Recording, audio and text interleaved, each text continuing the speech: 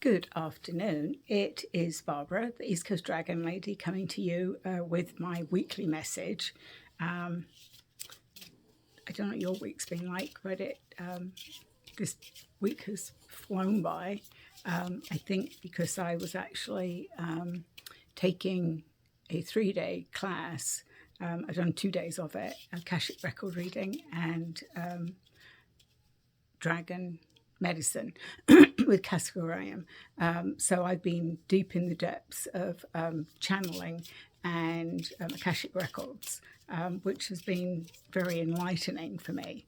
I think if you've been following me for a while, I've started to talk about how I was being directed to work on our soul, or at least understand. For me, I needed to understand all those things about soul. And there I was learning in the Akashic records that's exactly what that is. I also, for those of you that are dragon channelers or dragon lovers, I actually met my Akashic record dragon.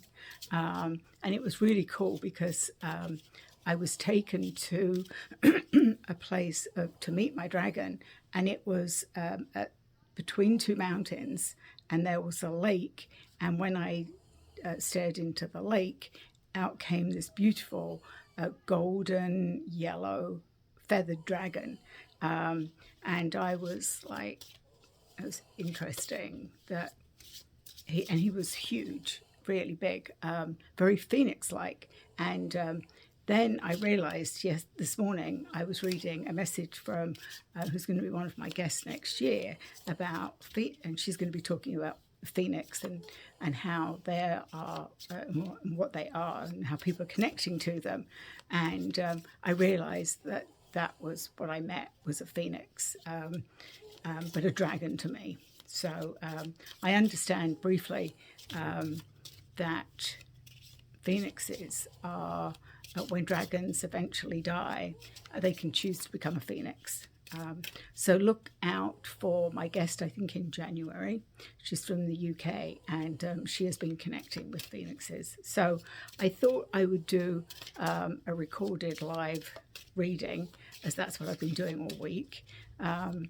And let's see what Atlantis. So if, again, you've read any of my posts this week, Merlin has come through 3 times, all with messages, all very connected to the dragons, but about contemplating, being connected, a lot of being grounded.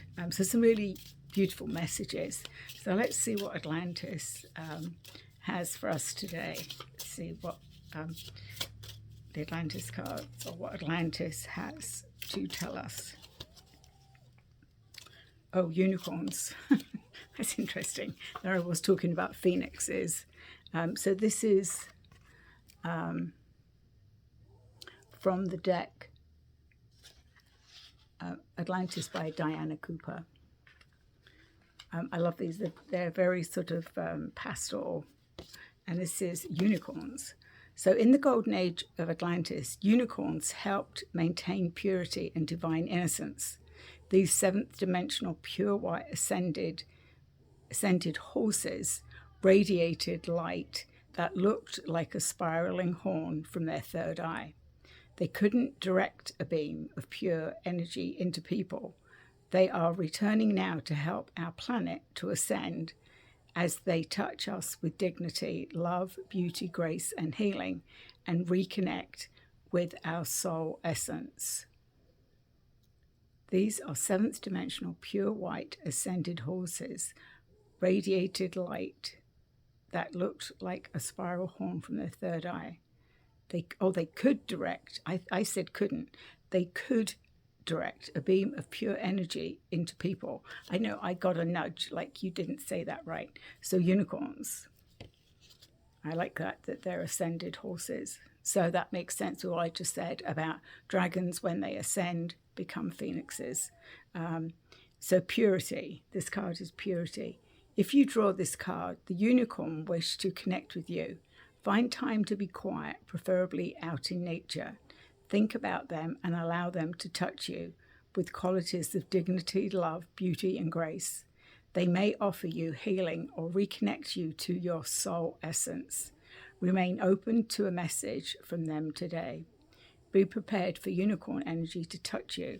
So there again, I just said that I've been working at soul level, and here's a card of confirmation. So as I say, you can't make this up, right? So let's see what archangels want to talk to us today. I always talk about the weather, don't I? So it's actually turned colder here, having had some unseasonably hot, like 80-degree weather. We're more back to like seasonal weather now. But unfortunately, wildfires are springing up around me in the town not too far away. We're in a drought. We're on red alert. I really don't know. I've lived in Massachusetts for 33 years. I don't remember it being this dry and for many years I lived in a town that was very wood. We used to say we were in the woods. There were lots of trees. So Raziel, the inner workings, he stepped forward. There are hidden truths below the surface. Dig deep. Interesting. So I think we all know. You can all put your interpretation to that, all right? Lots of changes coming to the USA. So let's see, what other archangel? I've got 22 of them here. Oh, so hope has come again. Hope. And Raphael, be willing to see things differently. So Archangel Raphael. And who's on the bottom? Oh, Uriel is on the bottom of the deck. Learning experience. Take time to review, study, and hone your knowledge before proceeding further. So homework for me. Raphael, clarity of vision. Be willing to see things differently, to initiate healing and experience wholeness. So there's a lot here about seeing. Take time to review, study, and hone your knowledge before proceeding. So to me, it's sounding like we need more information before we can know what is really going on. And then there's divine discernment, which is Danielle. Trust in the message within. They are divinely guided. So again, we need to go inward. I know I'm among many that I am not watching news or any TV that is related to anything that's going on right now. I do watch TV. It's not that I've got rid of TV.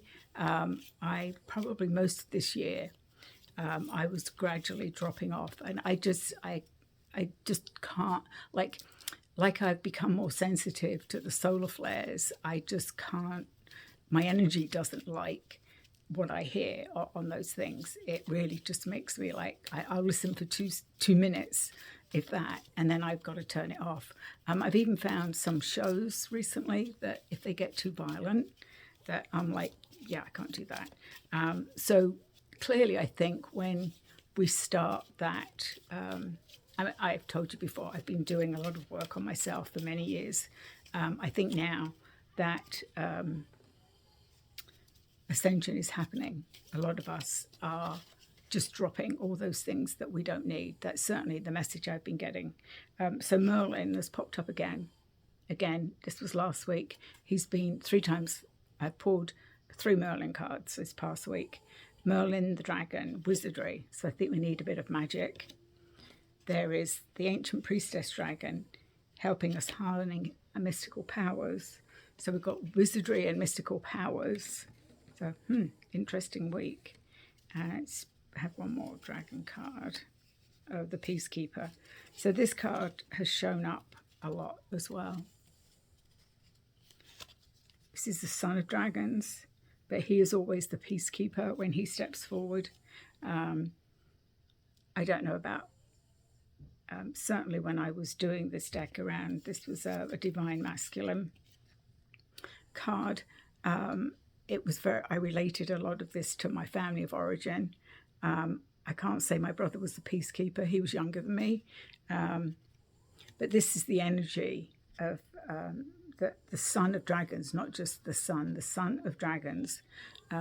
He always comes forward when we need some peacekeeping. So that's that. And then I thought I'd pull one or two more from the Star Dragons, which I haven't used very much recently. This is Palo Barbaria Star Dragons. I'm sure a lot of you've either got this or you've seen it. A little bit different interpretation, but again, some decent messages. So let's see what they have to say, what the Star Dragons, they would be my galactic dragons.